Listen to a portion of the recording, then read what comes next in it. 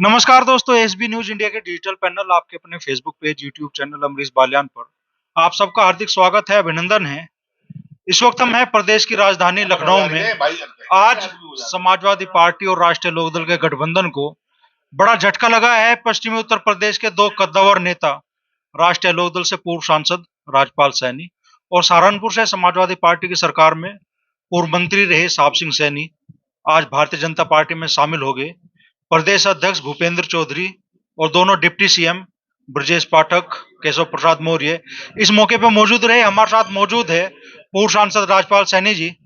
तो एमपी साहब, अचानक से क्यों मन आपका बदला और क्यों आप गठबंधन छोड़कर आज भारतीय जनता पार्टी के साथ आगे खड़े हो गए? अमरीश भाई, भारतीय जनता पार्टी की जो नीतियां हैं, जो माननीय मोदी जी द्वारा संचालित हैं देश में और माननीय योगी जी द्वारा संचालित हैं प्रदेश में, उनकी नीतियों से प्रभावित होकर मैंने भारतीय जनता पार्टी ज्वाइन की है। देश का सामाजिक स्तर, देश की आर्थिक स्तर और तीसरी शक्ति के रूप में आगे बढ़ाने का काम माननीय मोदी जी के नेतृत्व में हो रहा है। और चहुमुखी विकास, देश में चारों तरफ से हर हर स्तर पर चहुमुखी विकास है।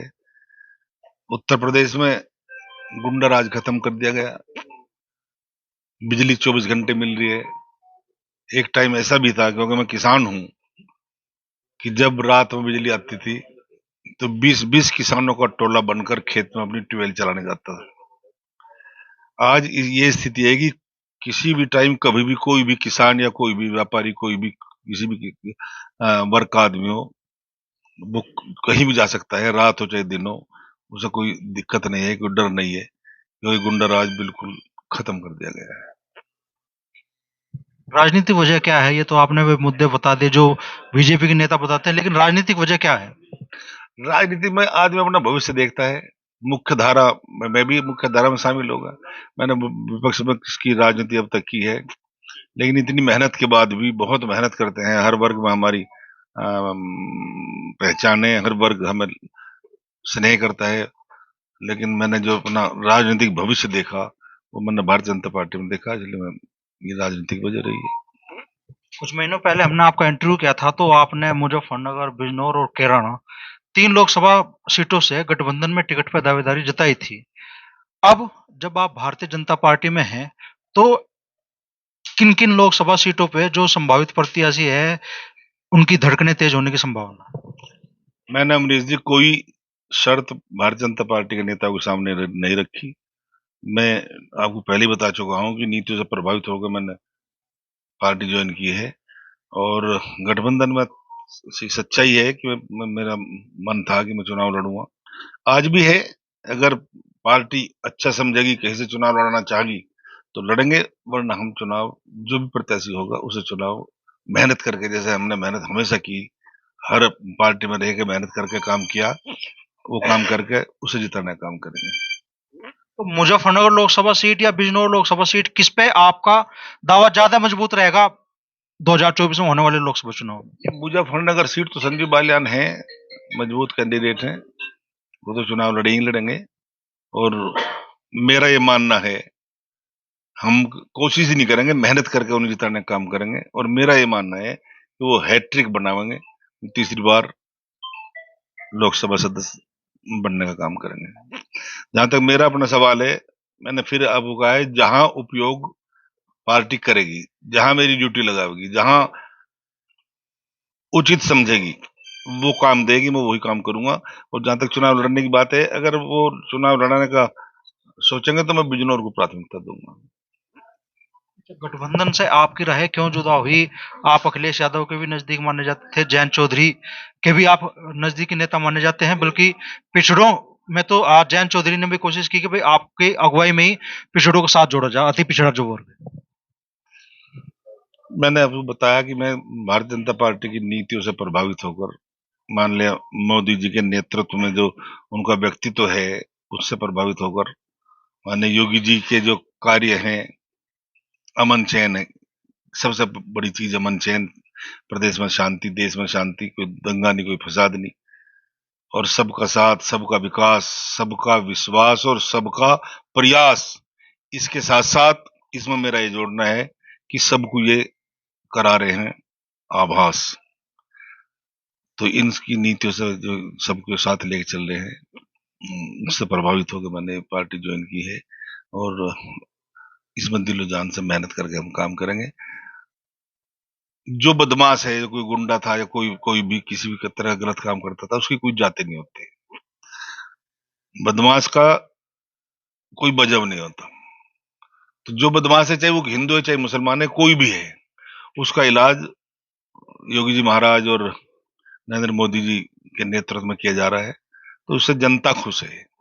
देश की जनता, ज्यादातर जनता, तादाद में, बहुमत में देश की जनता इन कामों से भारतीय जनता पार्टी से खुश है।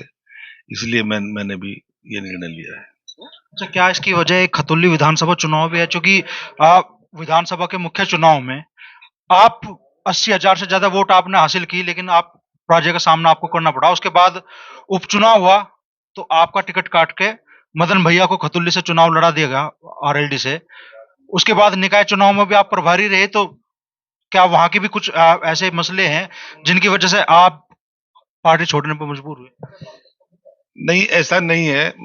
मेरा मन पार्टी छोड़ने का नहीं था, लेकिन 80,000 नहीं, खतौली विधानसभा में हम 87,000 वोट मिले थे।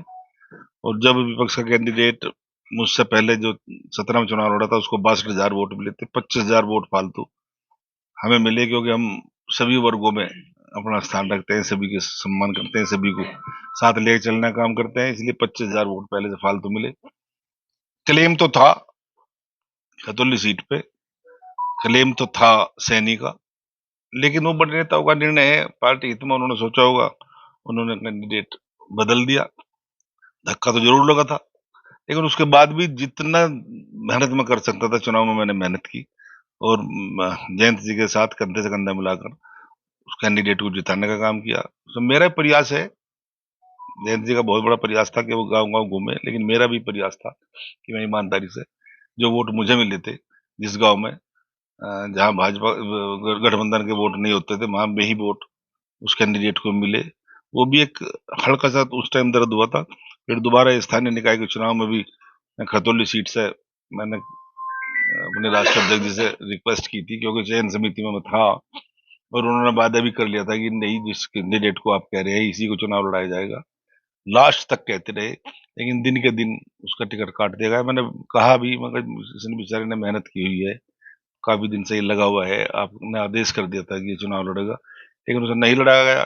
तो उसका भी बहुत बड़ा दर्द दिल और दिमाग में था कि मैं इतना सम्मान के साथ पार्टी में लोकदल के साथ लगा था, और जयंत जी सम्मान करते भी थे, मानते भी थे, लेकिन पता नहीं जो उनके तरफ चारों तरफ लोग जो उनके नजदीक थे, उन्होंने क्या उन्होंने कहा, क्या नहीं कहा। तो ये झटका जरूर था मुझे। तो पिछले दिनों बड़ी चर्चाएं चली कि जयंत चौधरी भी सपा को छोड़कर भारतीय जनता पार्टी के साथ गठबंधन कर सकते हैं। जयंत चौधरी तो आप बीजेपी के साथ नहीं आए, लेकिन उनके मजबूत सिपहसालार आप माने जाते थे। आज आप उनका साथ छोड़कर भाजपा के साथ जरूर आ गए। नहीं, मैं बहुत मजबूत सिपहसालार मैं नहीं अपने आप को मानता। मैं तो एक कार्यकर्ता के रूप में हमेशा अपने को स्थापित किया है, समझा है। लेकिन ये जरूर है, जहां मैं रहा हूं, जिसके साथ रहा हूं, मैं ईमानदारी से उसका नेतृत्व स्वीकार किया है, और उनके अनुसार जो भी उन्होंने आदेश दिया उसको मैंने अक्षर से पालन करने का काम किया है।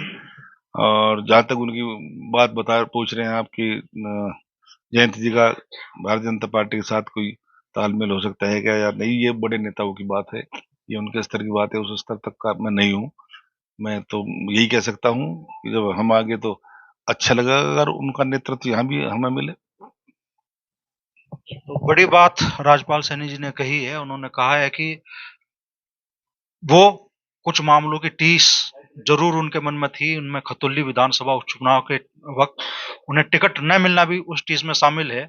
और अब वो प्रधानमंत्री नरेंद्र मोदी और मुख्यमंत्री योगी आदित्यनाथ की नीतियों से प्रभावित होकर भाजपा में शामिल हुए।